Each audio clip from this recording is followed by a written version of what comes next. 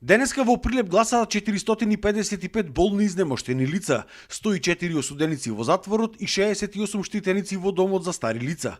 Она што може да се забележи е поголемата заинтересираност за гласање на болните и изнемоштените, односно за разлика од првиот круг на претседателските избори, кога за гласање беа пријавени 291 лице, сега бројот на болни кои сакаат да гласаат е зголемен за плюс 164 и изнесува 455 лица. Правевме некоја си анализа и со Државна изборна комисија, каде што има луѓе во моментот од првиот до вториот круг за претседателски избори, кај што биле се разболеле и се во домашно лекување, каде што не може да го оствара своето право на глас на избирачкото место.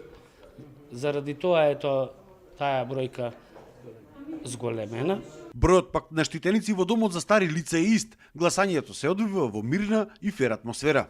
Исто како и претходните избори, имаат право на глас 68 штитеници од овој старски дом, од вкупно 21 општина.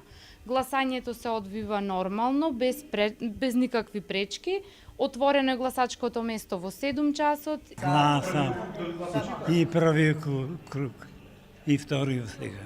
Очекуваме добро да биде убаво во цела држава, во сите млади. Рака за пензии, за старости, радување за домовите, подобрување се што се работи. Да ни се накачат пензиите. И ние исто ќе гласаме за оно што е подобар. Ќе очекуваме такво нешто. Поголема заинтересираност за гласање на болните и изнемоштените лица денеска има во скоро сите пелагонски општини.